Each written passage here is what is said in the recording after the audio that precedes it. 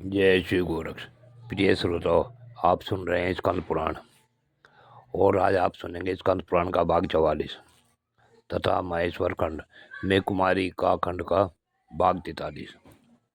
पिछले भाग में आपने सुना कि नारद मुनि ने योगी संवर्त का पता बताया तथा राजा और उसके साथियों को बताया कि संवर्त ही तुम्हें ऐसा स्थान बता सकते हैं जहाँ तुम जाकर भगवान शंकर की उपासना कर सको और उनसे गति प्राप्त कर सको तथा मोक्ष मुक्ति भी प्राप्त कर सकते हो। अब इससे आगे की कथा इस भाग 44 में सुने। भाग 45 में सुने। पिछले भाग 44 था, प्रिय श्रोताओ ये भाग 45 है तथा कुमारी का खंड का भाग 44 है। नारद मुनि बोले,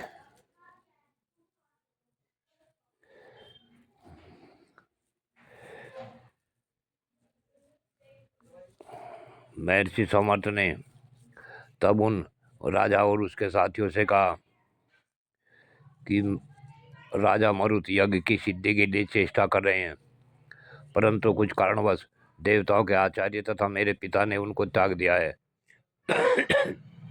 अतः उस यज्ञ का ऋत्विक बनाने के लिए उन्होंने मुझ गुरुपुत्र को ही मनोनीत किया है, परंतु विद्या के अंतर्गत होने वाले इन सात्मक यज्ञों में से मेरा कोई प्रयोजन नहीं है। इसलिए राजा इंद्रदुमन के साथ तुम लोग शीघ्रतापूर्वक महिसागर संगम तीर्थ में जाओ। वहां से 5 तीर्थों का सेवन करते हुए तुम लोग निश्चय ही मोक्ष प्राप्त कर लोगे। ऐसा कहकर सोमवार जी अपने अभिष्ट स्थान को चले गए और इंद्रदुमन आदि वे सब लोग व्रत यज्ञ मुनि के पास पहुंच गए कर वहां महिसागर संगम तीर्थ में रहने लगे। मुनि ने अपने विशेष ज्ञान से जान लिया कि ये सब लोग भगवान शंकर के गण हैं। यह जानकर वे उन सब लोगों से बोले, आओ, तुम लोगों का पुण्य अत्यंत निर्मल और महान है, जिससे इस महिसागर संगम नामक गुप्त क्षेत्र में तुम्हारा आगमन हुआ है। महिसागर संगम में किया हुआ स्नान, दान, जप, होम और विशेषतः पिंडदान सब अक्षय होता है। पूर्णिमा और अमावस्या को यहाँ किया हुआ स्नान, दान और जप आदि सब कर्म अक्षय फल देने वाला होता है। देवर्षि नारद ने पूर्व काल में जब यहाँ स्थान निर्माण किया था, उस समय ग्रहों ने आकर वरदान दिया था। शनिदेव ने जो वरदान दिया वह इस प्रकार है, जिस समय शनिवार के साथ अमावस्या हो उस दिन यहाँ स्नान दान पूर्वक श्राद्ध करे। यदि श्रावण मास के शनिवार को अमावस्या तिथि हो और उसी दिन सूर्य की संक्रांति तथा व्यतिपात योग भी हो तो पुष्कर नामक पर्व होता है। इसका महत्व 100 सूर्य ग्रहणों से भी अधिक है।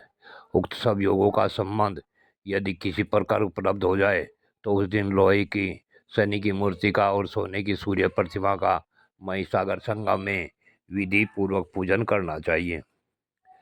शनि के मंत्रों से शनि का और सूर्य संबंधी मंत्रों से सूर्य का ध्यान करके सब पापों की शांति के लिए भगवान सूर्य को अर्घ्य देना चाहिए। उस समय वहाँ का स्नान प्रयाग से भी अधिक है। दान कुरुक्षेत्र से भी बढ़कर है, महान पुण्य राशि सहायक हो तभी यह सब योग प्राप्त होता है। यहाँ किए हुए श्राद्ध से पितरों को स्वर्ग में अक्षय तृप्ति प्राप्त होती है। जैसे परम पवित्र गया सिर पितरों के लिए परम तृप्तिदायक है, इसी प्रकार उससे भी अधिक पुण्य देने वाला महिसागर संगम है। अग्निश्चय ते योनिरिहात्वे देवरे तो विष्णु और मृतश्च नाभि, अर्थात हे महानदी, अग्नि तुम्हारी योनि और पृथ्वी तुम्हारी देह है। तुम यज्ञ स्वरूप विष्णु के वीर्य से उत्पन्न हुई हो और अमृत का केंद्र स्थान हो। इस सतवाक का श्रद्धापूर्वक उच्चारण करते हुए महिसागर संगम तीर्थ में स्नान करना चाहिए, जो सब नदियों में प्रधान और पवित्र सागर है तथा प्रचुर जल वाली समस्त तीर्थ स्वरूपा जो माही नदी है। इन दोनों को मैं अर्घ्य देता हूँ, प्रणाम करता हूँ और इनकी स्तुति भी करता हूँ। ताम्रा, रस्या, पयोवाहा, पितृप्रतिपदा, सुबा, शशमाला, महासिंधु, दात्रदात्री, पृथुस्तुता, इंद्र, ध्रुव कन्या, अक्षित जन्मा, इरावती, मई पर्णा, मई संग, गंगा, पश्चिम वाहिनी नदी तथा राजनदी। इन 18 नामों की माला का स्नान काल और श्राद्ध काल में मनुष्य सर्वस्त्र पाठ करे। ये सब नाम महाराज पृथु से के कहे हुए हैं। इनका पाठ करने वाला मनुष्य यज्ञ पूर्ति भगवान विष्णु के पद को प्राप्त होता है। तदंतर निम्नांकित मंत्र पढ़कर मई नदी को अर्घ्य देना चाहिए।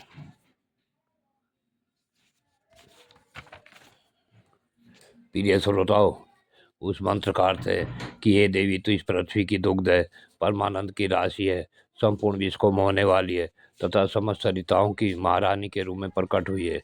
हे महाद्रिवे, तू मेरे पाप को हर ले। जय शिव गोरक्ष। प्रिय श्रोताओ, आज की कथा यहीं पूर्ण होती है। आगे की कथा अगले भाग में।